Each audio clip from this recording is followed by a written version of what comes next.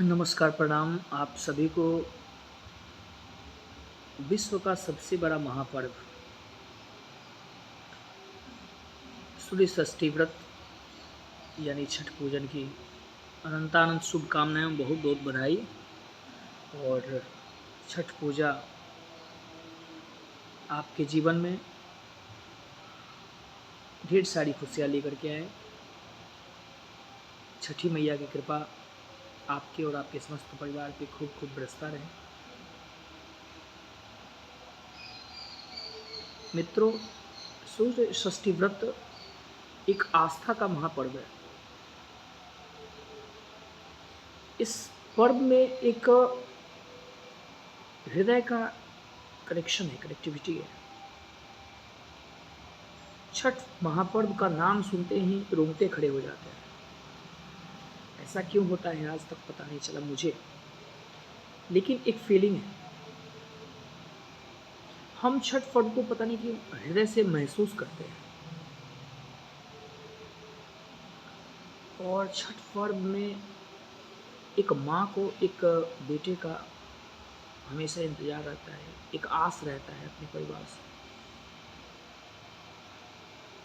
देखते हैं आखिर क्यों पूरे देश में जो है ट्रेनें बिहार की तरफ, यूपी की तरफ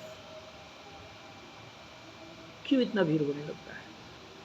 कहीं ना कहीं ये दर्शाता है कि गांव की तरफ जो उनके बच्चे अपने दूसरे प्रदेश में रहते हैं, उनको अपनी माँ की कितनी चिंता रहती है। और माँ जो 2 दिनों तक, यूं कहें कि 3 दिनों तक एकदम व्रत में लीन रहती है।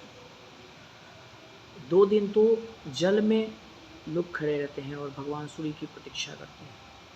प्रथम दिवस डूबते हुए सूर्य को अर्घ्य देते हैं और दूसरे दिन उगते हुए सूरज को अर्घ्य दिया जाता है।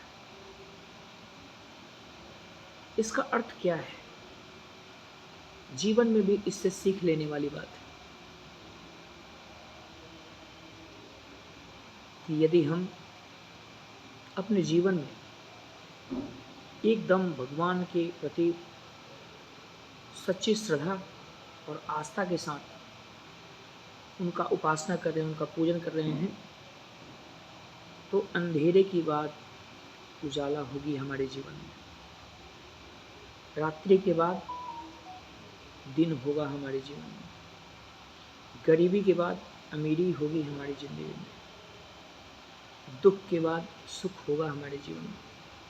इसलिए निराश होने की आवश्यकता नहीं है और छठ पर्व से विशेष शिक्षा लेने की आवश्यकता है। छठ पर्व हमें विश्वास दिलाता है, हमें जगाता है। इसलिए छठ पर्व आस्था का पर्व है। छठ पर्व में एक हृदय की कनेक्टिविटी जुड़ी हुई होती है। जय छठी मैया।